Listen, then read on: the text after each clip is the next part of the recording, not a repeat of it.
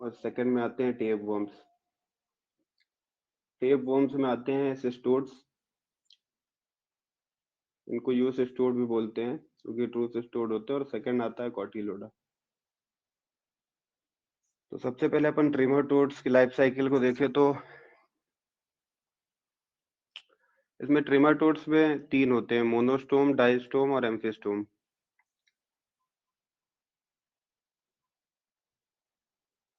तो मोनोस्टोम में क्या होता है कि एक शकर होता है, केवल ओरल शकर होता है, उसको मोनोस्टोम बोलते हैं। जिसमें ओरल शकर और पोस्टीरियर शकर होता है उसको एम्फिस्टोम बोलते हैं। और जिसमें ओरल शकर और वेंट्रल शकर होता है, पोस्टीरियर शकर से पहले वेंट्रल शकर होता है, जिसमें ओरल शकर और वेंट्रल शकर होता है उसको एम्फिस्टोम बोलते हैं, सॉरी डायस्टोम बोलते हैं। तो डायस्टोम का एग्जांपल है फेस्यूला।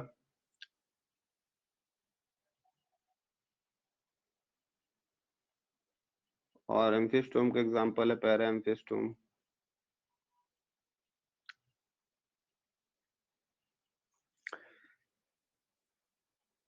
अब अपन सबसे पहले ट्रिमोटोड्स की लाइफ साइकिल देखते हैं। ट्रिमोटोड्स की जो लाइफ साइकिल होती है वो मोस्टली इनडायरेक्ट होती है। मींस इसमें इंटरमीडिएट होस्ट प्रेजेंट होता है, एक या एक से अधिक हो सकते हैं। जैसे सपोज मोस्ट केसेस में जो फर्स्ट इंटरमीडिएट होस्ट होता है ट्रिमेटोड्स में वो स्नेल होता है। और सेकंड इंटरमीडिएट होस्ट में बहुत सारे हैं, स्नेल हो सकता है, तो फिश हो सकता है, ग्रास हॉपर हो सकता है, एक्सेट्रा एक्सेट्रा। जो ट्रिमेटोड्स के एग होते हैं वो मोस्टली ओपर्कुलेटेड होते हैं। ये बहुत इंपॉर्टेंट पॉइंट है। ट्रिमेटोड्स के एग जो होते हैं वो ओपर्कुलेटेड होते हैं। इसमें एक एक्सेप्शन है, वो है सिस्टोसोमा। तो सिस्टोसोमा एक ऐसा ट्रिमेटोड है जिसका एग नॉन ओपर्कुलेटेड होता है।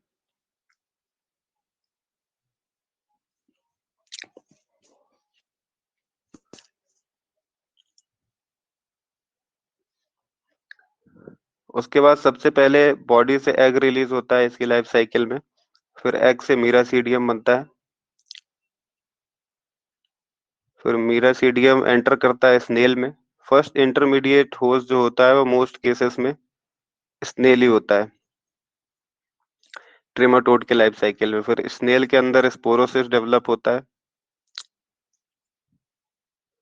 फिर स्पोरोसिस से रेडिया बनता है। फिर redia is converted into cercaria.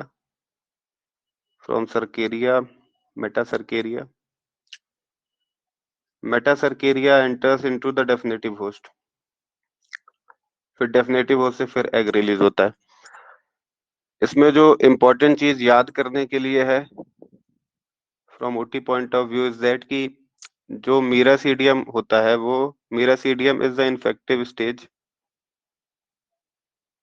For intermediate host. ये याद रखना है। और metacercaria is infective stage for definitive host.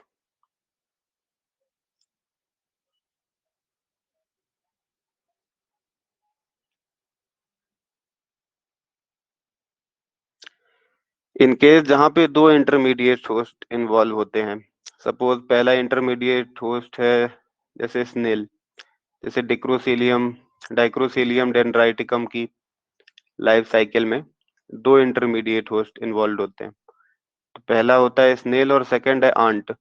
तो उस केस में जो सर्केरिया है वो इन्फेक्टिव स्टेज होगा सेकंड इंटरमीडिएट होस्ट के लिए।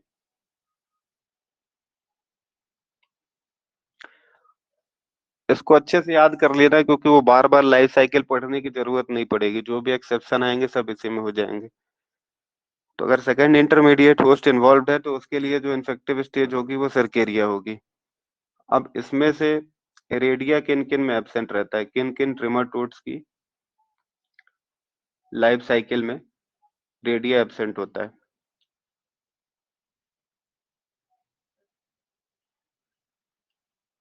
उनमें सबसे पहले है डाइक्रोसिलियम, सेकंड वन है प्रोस्थागोनिमस, ओवेटस, इसको ओविडक्टल फ्लूक भी बोलते हैं।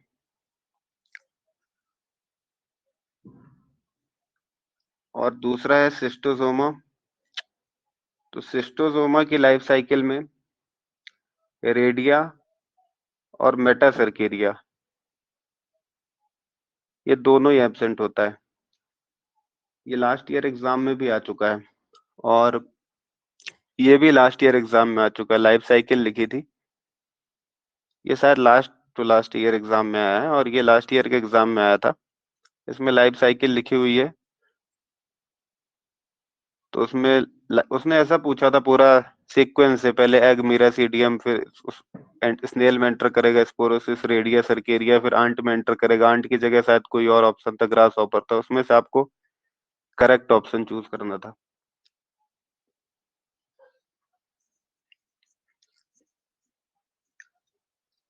यहाँ तक लिख लिया सबने? ये है ट्रिमेटोड्स की जनरल लाइफ साइकिल। ऑलमोस्ट सारे ट्रिमेटोड्स की यही लाइफ साइकिल होती है। जो डिफरेंसेस है वो बस यही दोनों में आते हैं, जो अपने वेटनरी इंपॉर्टेंस के ट्रिमेटोड्स है उनमें।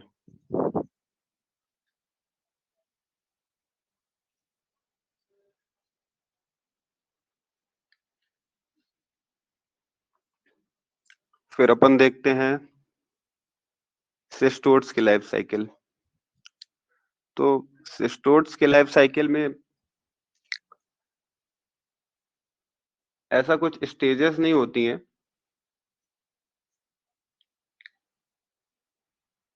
सबसे पहले जो इम्पोर्टेंट चीज है कि सिस्टोड्स के जो एग होते हैं वो अनओपरकुलेटेड होते हैं, ये याद रखना है। और ट्रिमेटोड्स के ओपरकुलेटेड थे।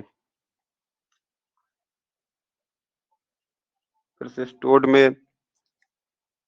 एम्ब्रियोनेटेड एग भी होते हैं, अनओपरकुलेटेड एंड एम्ब्रियोनेटेड। तो इससे कंफ्यूजन किससे होता है? कभी मैंने ट्रिमेटोड्स में किसका एग अनओपरकुलेटेड बताया था अभी?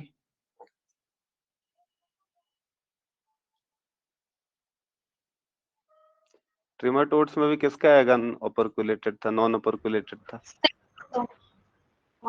सिस्टोसोमा का।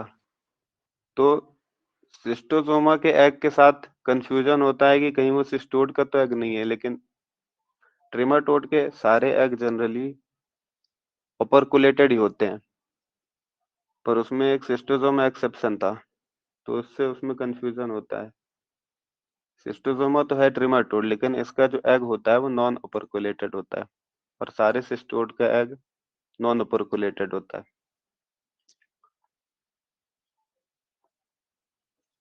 फिर सिस्टोड में स्कोलेक्स होता है, उसको हेड बोलते हैं। बॉडी पार्ट जनरल जान लो। फिर हेड में उसके सकर्स होते हैं सिस्टोड में, और इन सकर्स की जगह कॉटिलोडा में बहुत बोथरिया होता है इन सकर्स की जगह। मतलब दो मस्कुलर ग्रुप्स होते हैं, सपोज ऐसे दो मस्कुलर ग्रुप होते हैं सिस्टोड के हेड में, कॉटिलोडा के हेड में। वो सिस्टोड में नहीं होते, सिस्टोड में सकर्स होते हैं और कॉटिलोडा में बोथरिया होता है इंस्टेड ऑफ सकर्स। फिर स्कोलेक्स के बाद नेक आता है, फिर नेक के बाद स्ट्रोबिला, जिसको बॉडी भी बोलते हैं। तो इसी बॉडी में प्रोग्लोटिड्स होते हैं।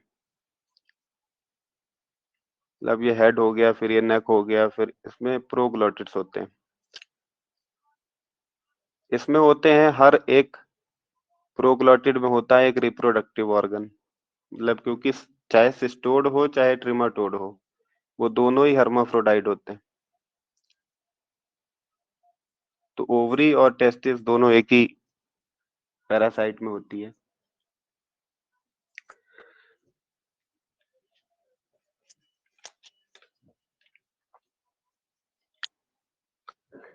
तो उसमें जो सबसे लास्ट वाला सेगमेंट होता है, जो लास्ट प्रोग्लोटिड होता है, वो सबसे ज्यादा मैच्योर होता है। फिर उससे कम मैच्योर उसके पहले वाला होता है, फिर उससे और पहले वाला और कम मैच्योर होता है। तो ये प्रोग्लोटिड्स क्या है, ये शेड होते हैं और एग्स इसी के अंदर रहता है। और फिर ये एग्स आ जाते हैं बाहर, मतलब एग के बाहर आने में दो प्रोसेस, एक तो अपोलाइसिस है। अपोलाइसिस का मतलब कि disintegration of proglottid.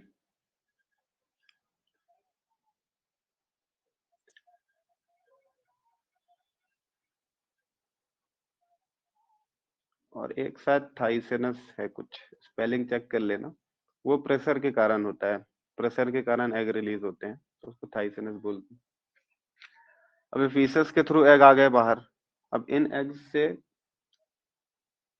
Bladder worms develop होते हैं, मतलब लार्वल स्टेजेस होती हैं इसमें। सिस्टोड की सारी लार्वल स्टेजेस डेवलप होंगी, वो 6 हैं कुछ। फिर वो लार्वल स्टेजेस अलग अलग इंडिविजुअल में अलग अलग रहेंगे, उनको ब्लैडर वॉर्म या तो मेटासिस्टोड भी बोलते हैं।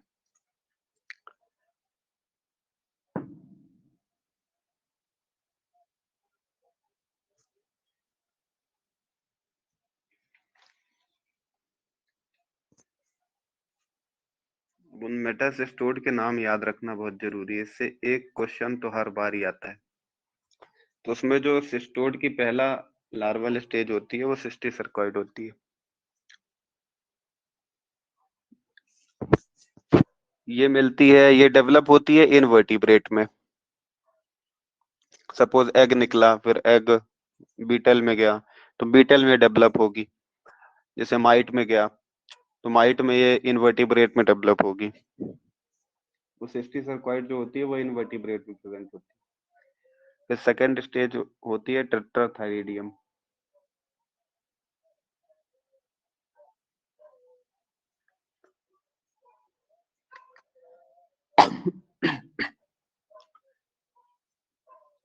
ये मैमल्स के बॉडी में भी डेवलप हो सकती है, रेप्टाइल्स में भी हो सकती है। वो सिस्टीसर्कॉइड के बाद बनती है। फिर थर्ड होता है, जो होता है वो सिस्टीसर्कस। सिस्टीसर्कस डेवलप होता है स्ट्रेटेड मसल्स में।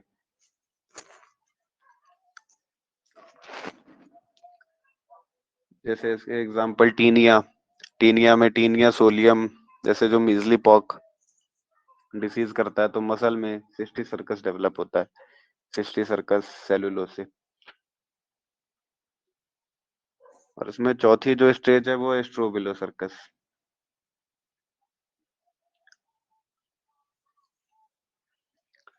इसमें टीनिया टीनीफॉर्मिस है, टीनिया टेनीफॉर्मिस इसका एग्जाम्पल है। ये सारे एग्जाम्पल याद रखने हैं, ये हर बार कुछ ना कुछ इनसे आता ही है। सिस्टीसर्कस, स्ट्रोबिलोसर्कस, टेट्राथाइरिडियम और सिस्टीसर्कोइड कहाँ कहाँ मिलते हैं, ये सारे एग्जाम्पल याद रखने।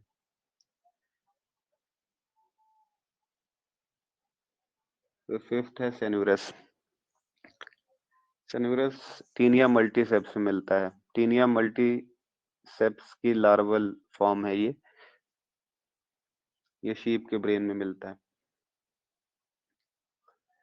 सिक्स्थ वन है हाइडेटेड। हाइडेटेड इकाइनोकोकस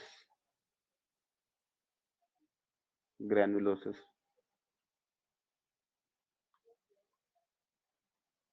ये हो गया सिस्टोड की जो सारी स्टेजेस है, वो भी आगे सब में जब अपन स्पीसीज वाइज देखेंगे तो सब ये स्टेजेस कहीं ना कहीं आएंगे। अब थर्ड में आता है कॉटिलोडा।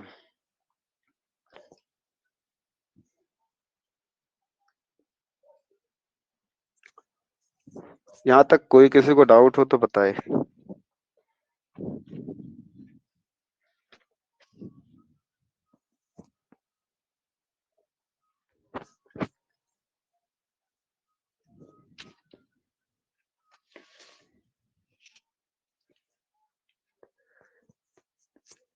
ठीक है, किसी को कोई डाउट नहीं है?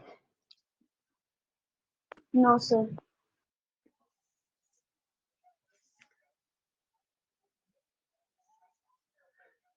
तो जैसे कॉटिलोडा में I have already told you all that कि इसमें शक्कर की जगह क्या होता है, बोथरिया होता है। ये याद रखना है, इसमें शक्कर की जगह बोथरिया होता है। और इसमें जो मैंने वो पहले स्टेज बताई थी ना, अपोलाइसिस, डिसइंटीग्रेशन और प्रोग्लोटिड, वो भी एब्सेंट होती है। इसमें प्रोग्लोटिड एक्चुअल में होता ही नहीं है, मतलब जो प्रोग्लोटाइजेशन की प्रोसेस होती है वो एब्सेंट ही होती है। तो इसमें अपोलाइसिस एब्सेंट होता है, ये भी याद रखना है।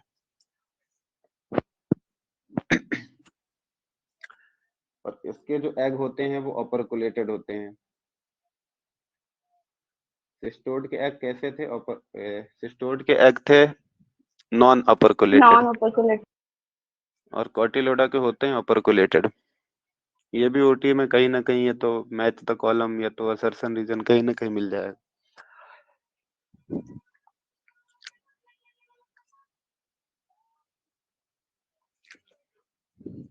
फिर इसमें दो स्टेजेस होती हैं। जैसे अभी अपन ने सिस्टोड में इतनी स्टेजेस पढ़ी ना, 6। इसमें प्रो और प्लेरोसर्कॉइड।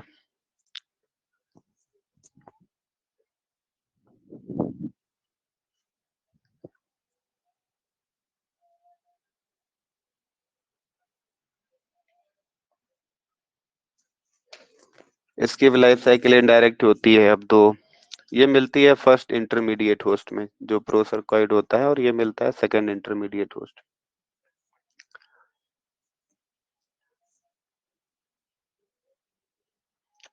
मतलब एग आया, फिर उसको फर्स्ट इंटरमीडिएट होस्ट में गया, फर्स्ट इंटरमीडिएट से सेकंड में, फिर सेकंड इंटरमीडिएट होस्ट को डेफिनेटिव होस्ट ने कंज्यूम कर लिया।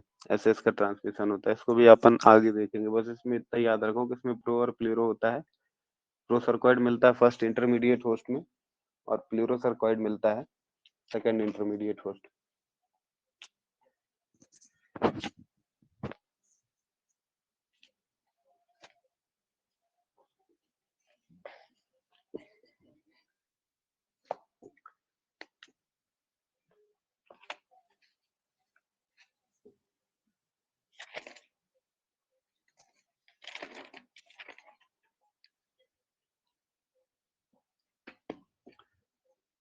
अब यहाँ पर एक चीज और है, cercaria.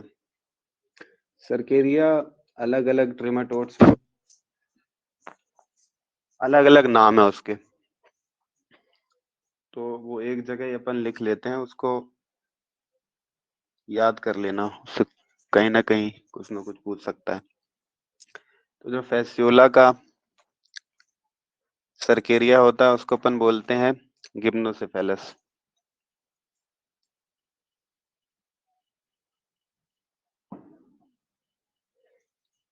एम्फिस्टोम amphistome cercaria is known as cercaria पिगमेंटेटा।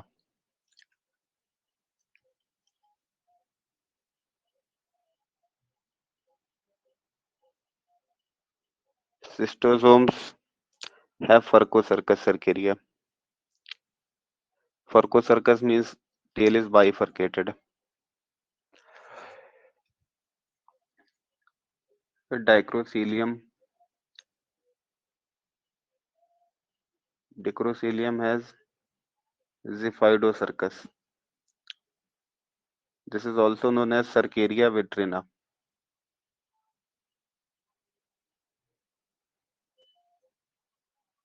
Paragonimus has Microcircus cercaria.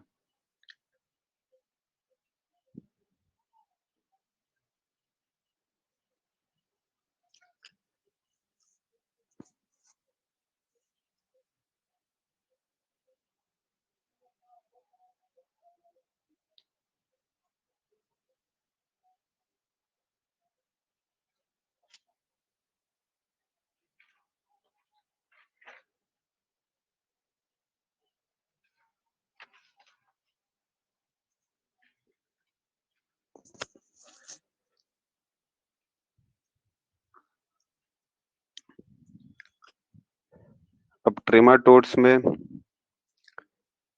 एक चीज जो और इम्पोर्टेंट है कि majority of trematode eggs are passed out through feces.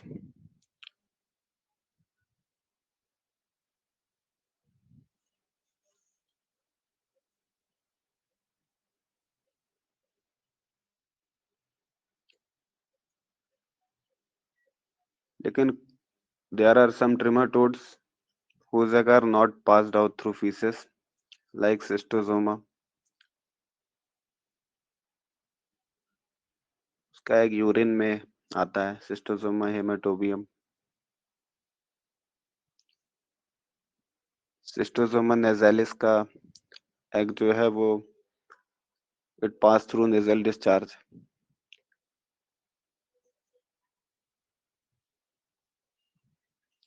Paragonimus Westermannii egg present in sputum.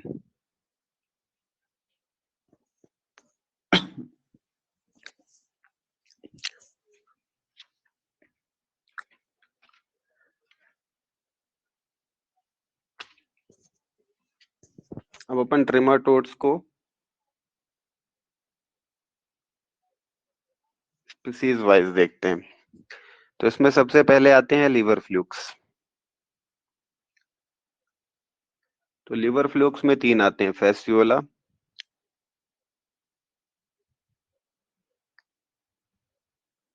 जैसे बुक्स में ऑर्डर, फैमिली ऐसा क्लासिफिकेशन दिया हुआ है, लेकिन वैसे अपने को नहीं पढ़ना है क्योंकि वैसे में याद भी नहीं होता है, और जो अपना सिलेबस है उसमें सेम टू सेम ऐसे ही लिखा है कि लीवर फ्लूक, फिर इंटेस्टाइनल फ्लूक, फिर ब्लड फ्लूक, फिर पैराएम्फिस्टोम, तो अपने को वैसे ही पढ़ना है क्योंकि फैमिली वाइज और ऑर्डर वाइज नहीं पढ़ना है, क्योंकि इसमें जो डाइक्रोसीलियम है वो फिर फेस्टियोला से अलग हो जाएगा, फिर अपने को याद नहीं रहेगा ना कि ये तीनों ही लीवर फ्लूक है, तो अपने को सारे लीवर फ्लूक एक साथ ही पढ़ना है। और क्वेश्चन में ना तो फैमिली पूछेगा ना ऑर्डर पूछेगा, वो केवल स्पीसीज पूछेगा और उससे रिलेटेड उसकी क्लिनिकल मैनिफेस्टेशन या तो उसकी उससे रिलेटेड कुछ भी पूछेगा, लेकिन फैमिली और ऑर्डर का नाम नहीं पूछेगा।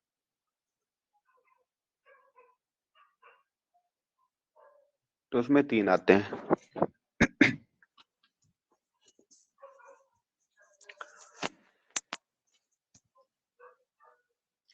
तो जो फेसियोला होता है वो मेनली शीप को इफेक्ट करता है। मैंने पहली क्लास में बताया था कि एक ब्रीड होती है शीप की जो फेसियोला के लिए रेजिस्टेंट होती है।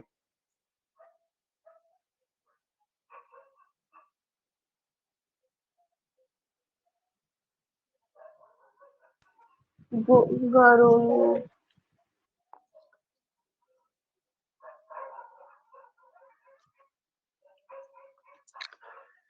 तो इस फेसियोला की 2 स्पीसीज हैं, फेसियोला हेपेटिका और फेसियोला जाइडेंटिका। तो हेपेटिका जो है वो मोस्टली टेम्परेट एरियाज में मिलती है, जाइडेंटिका जो है वो ट्रॉपिकल एरियाज में मिलती है। इंडिया में मोस्टली जाइडेंटिका मिलता है। और इसकी लाइफ साइकिल वैसे ही है जो मैंने पहले जनरल लाइफ साइकिल बताई है ना, जो ट्रिमाटोड्स की एक जनरल लाइफ साइकिल बताई थी, सेम टू सेम फेस्टिवला की लाइफ साइकिल है। मीरासीडियम, फिर मीरासीडियम स्नेल में जाएगा, स्नेल में स्पोरोसिस डेवलप होगा, रेडिया डेवलप होगा, रेडिया सर्केरिया बनेगा, सर्केरिया से मेटा सर्केरिया, और फिर मेटा सर्केरिया को डेफिनेटिव होस्ट है, जैसे इस केस में definitive host cattle, buffalo, sheep, goat है, तो वो मेटा सर्केरिया का इंजेक्शन होगा, उसके बाद फिर वो एग रिलीज करेगा। इसकी लाइफ, वो सारे की लाइफ साइकिल है ना, वो सबके लिए कॉमन है, बस उसमें जो जो डिफरेंस है वो बता दिए हैं बस। तो लाइफ साइकिल सबकी नहीं बताए, मतलब किसी की लाइफ साइकिल डिस्कस नहीं करूंगा, तो सबकी लाइफ साइकिल वैसे ही है। उसके बाद इसमें जो सबसे इम्पोर्टेंट चीज है कि इसमें 2 फॉर्म है इसके फेस्टियोलियोसिस के डिसीज के, एक एक्यूट फॉर्म है और एक क्रोनिक फॉर्म। तो जो एक्यूट फॉर्म है वो मोस्टली सीप में मिलता है,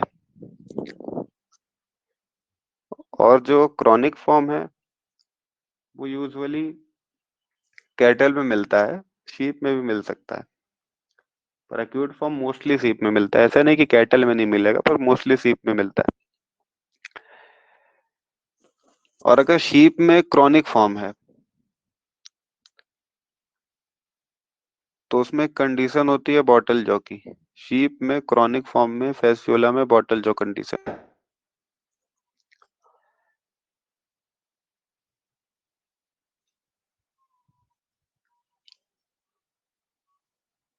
बाकी जैसे फेस्टिवला अब लीवर फ्लूक है तो वो लीवर में क्या करेगा, जैसे पाइप स्टेम लीवर करेगा, फाइब्रोसिस करेगा लीवर की। और फेस्टिवला ब्लड भी फीड करता है अराउंड 0.5 ml पर फ्लूक। तो ब्लड लॉस से एनीमिया होगी, ब्लड लॉस होगा तो अनीमिया होगा, प्रोटीन का भी लॉस होगा, एल्बुमिन भी कम होगा। एल्बुमिन कम होगा तो बॉटल जो कंडीशन होगी, ऑस्मोटिक बैलेंस जो है वो पूरा उसका बिगड़ेगा। तो ये सब उससे रिलेटेड चीज है, अगर कुछ ओटी में जैसे आता है तो वो अपन लगा सकते हैं। बस इसमें जो चीज है वो बहुत स्पेसिफिक सी है, वो बॉटल जो कंडीशन। और अगर फेसियोला लीवर की जगह, अगर एक अपन ने पहली क्लास में एबरेंट पैरासाइट पढ़ा था, मतलब जो अपनी दैट पैरासाइट विच जो अपनी नेचुरल लोकेशन से वो भटक जाए, एबरेंट पैरासाइट पड़ा था। अगर ये लीवर की जगह लंग में चला जाए तो लंग में सिस्ट कॉज करता है। उन सिस्ट के लिए एक स्पेसिफिक सा टर्म है, उसको हेजलनट सिस्ट बोलते हैं। ये भी याद रखना। अगर फेस्टिवला अपनी नेचुरल लोकेशन जो कि उसकी लीवर में है, वहां से अगर लंग में चला जाता है तो वहां हेजलनट सिस्ट कॉज करता है।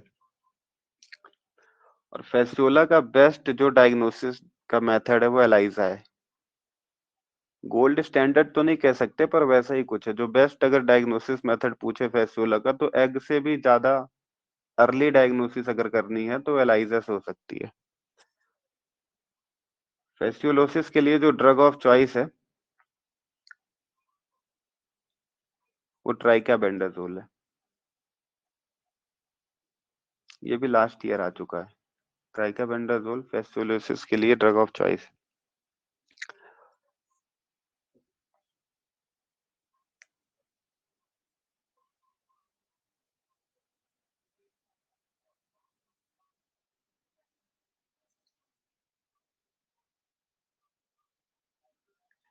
एक इसमें एलाइजा में अपन B201 एंटीजन, इंडिया में तो नहीं पर बेल्जियम में यूज करते हैं B201 एंटीजन फेस्टिवला डिटेक्शन के लिए।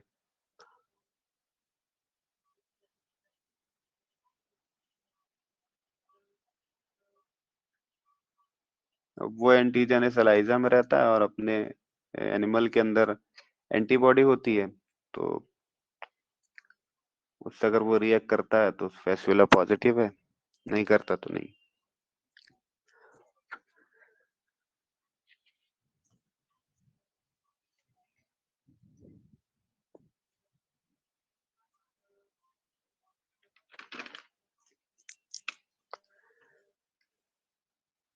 तो फेस्टिवला में इतनी चीज इंपॉर्टेंट है बस। फिर सेकंड जो अपना लीवर फ्लूक है वो है डेक्रोसीलियम।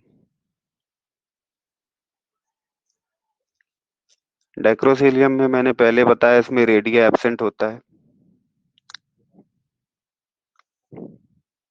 ये भी आ चुका है एक बार।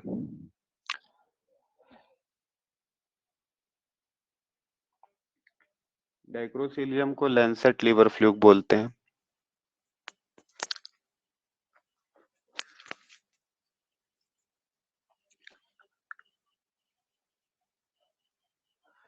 इसका जो एक और इम्पोर्टेंट चीज है वो है इसका सेकंड इंटरमीडिएट होस्ट। इसमें क्या है, सपोज इसकी लाइफ साइकिल में पहले एग एग आया डेफिनेटिव होस्ट से, एग के बाद मीरासीडियम, मीरासीडियम इन्फेक्टिव स्टेज है स्नेल के लिए, जो उसका फर्स्ट इंटरमीडिएट होस्ट है।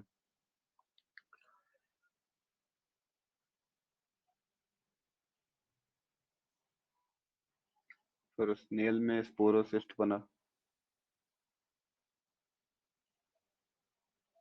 और इसमें रेडिया नहीं होता।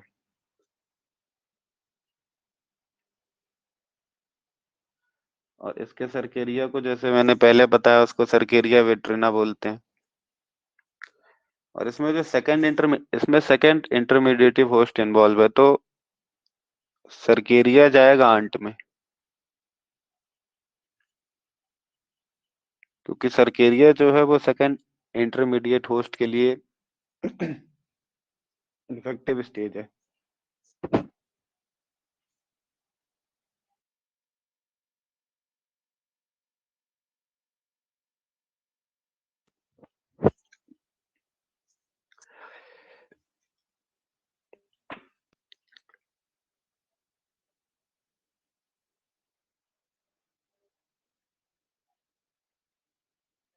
और इसमें एक सबसे इम्पोर्टेंट चीज है, वो है slime ball formation.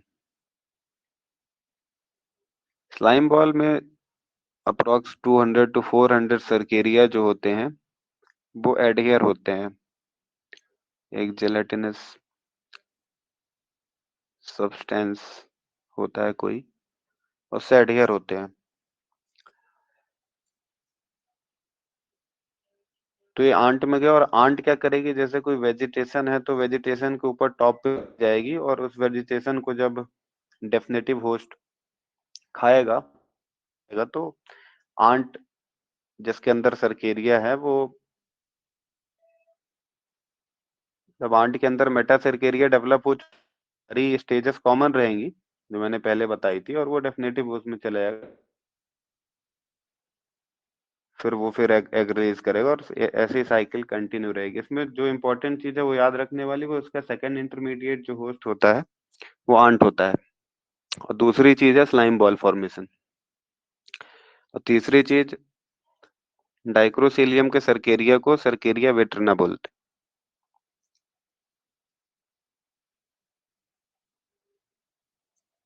Sir slime ball की फॉर्मेशन किस में होती है, आंट में होती है कि स्नेल में होती है? हैं। नहीं, आंट सरकेरिया स्नेल में होती है। स्लाइम बॉल की जो फॉर्मेशन होती है वो स्नेल में होती ओके। है।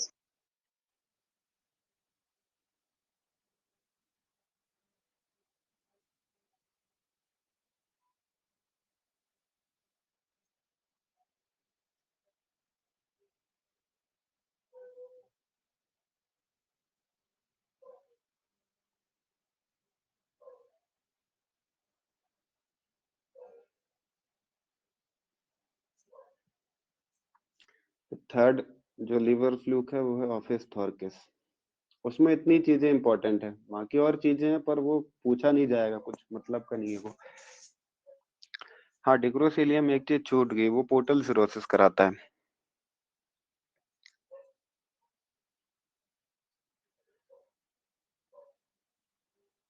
और जो ये फेस्टियोला होता है उसके जो अडल्ट होते हैं ना, बाइल डक्ट में मिलते हैं, ना कि लीवर में। ये भी इम्पोर्टेंट है।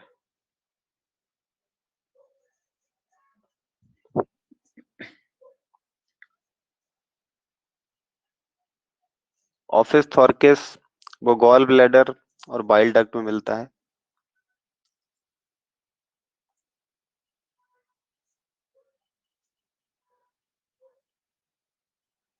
Of mammals, birds and reptiles.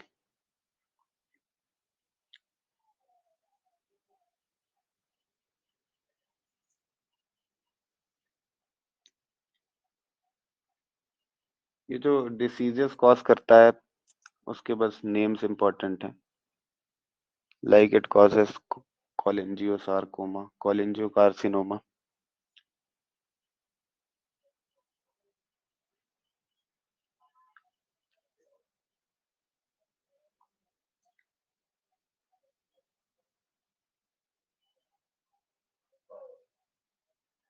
और एक चीज और जो याद रखनी है, जो ऑफिस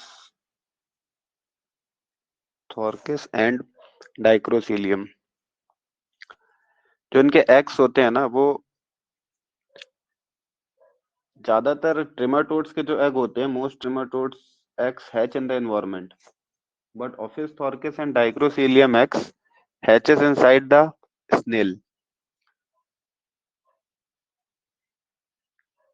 और mostly trematodes eggs hatches in the environment, but fish torques and Dicrocelium eggs hatches inside the snail, which is the first intermediate host.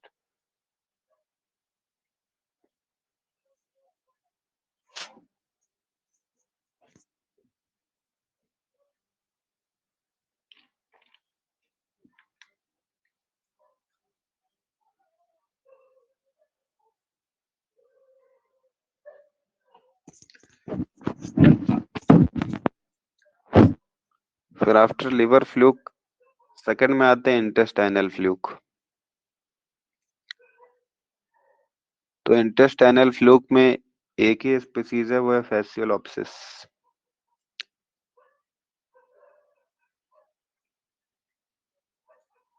फैसियोलॉप्सिस buski. इसको अपन, it is also known as giant intestinal fluke of pig and man.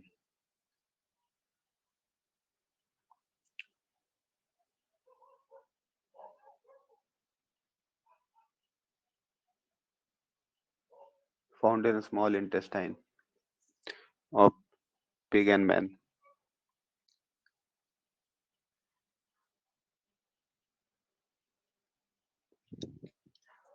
तो वो intestinal fluke है, फैसियोलॉप्सिस बस की। ऐसे पढ़ने में क्या रहता है कि जैसे अभी ये इंटेस्टाइनल फ्लूक है, तो अब इसके लिए ये बताने की जरूरत नहीं कि वो क्या करेगा। वो इंटेस्टाइन में जाएगा तो इन्फ्लामेशन करेगा, एडिमा करेगा, अल्सरेशन करेगा, फिर उससे वाटर लॉस होगा, प्रोटीन लॉस होगा, एसाइटिस होगी, वो सब समझ जाना। बस मोस्ट इंपॉर्टेंट चीज ये है कि वो क्या है, इंटेस्टाइनल फ्लूक है, तो इंटेस्टाइन को अगर डैमेज करेगा तो बॉडी में क्या क्या हो सकता है।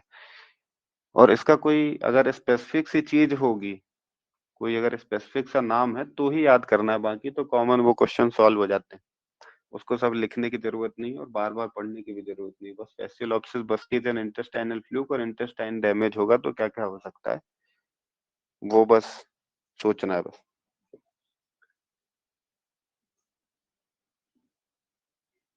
फिर उसके बाद आते हैं ब्लड फ्लूक। ब्लड फ्लूक थोड़ा इम्पोर्टेंट है। तो ब्लड फ्लूक में सबसे पहले जो है वो नेजल सिस्टोसोमेसिस है।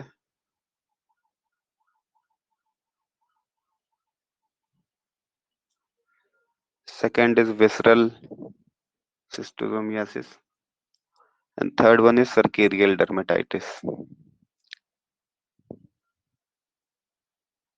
तो nasal schistosomiasis is caused by schistosoma nasale, और visceral schistosomiasis is caused by schistosoma spindale, schistosoma indicum, schistosoma incognitum. And cercarial dermatitis is caused by the cercaria of non human origin. इसको मैं आगे बताता हूँ।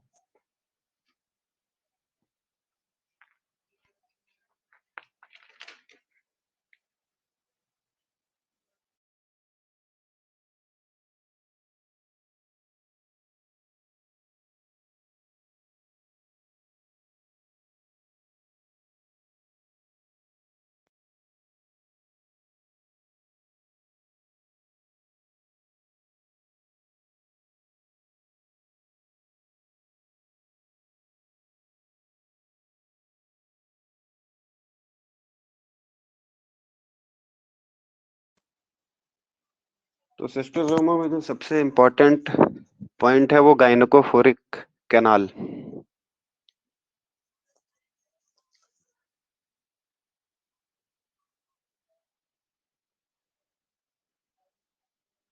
Gynecophoric canal is present in male.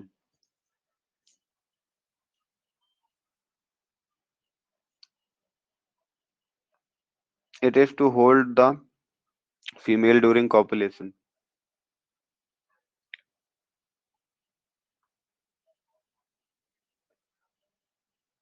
में और blood flukes में sexual dimorphism भी present होता है।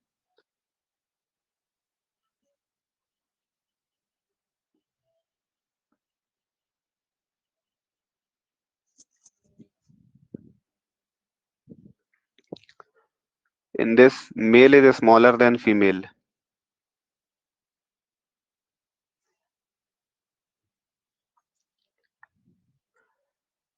और as I have already told कि इसके जो एग्स होते हैं वो नॉन ओपर्कुलेटेड होते हैं। सारे ट्रिमेटोड्स के जो एग होते हैं वो ओपर्कुलेटेड होते हैं, but the schistosoma is an exception of trematode in terms of having non operculated egg. और इसमें जो दूसरी इंपॉर्टेंट चीज है वो है इसका इंटेस्टाइनल सीका।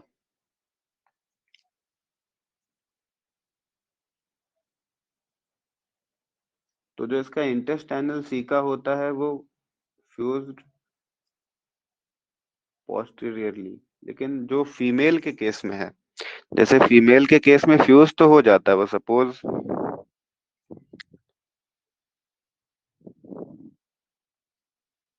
फीमेल के केस में वो फ्यूज हो जाता है पूरा, लेकिन जो मेल के केस में है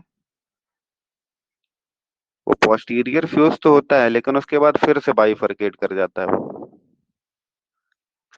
तो फीमेल के केस में it fuses posteriorly completely and in male it fuses and again it बाइफरकेट्स।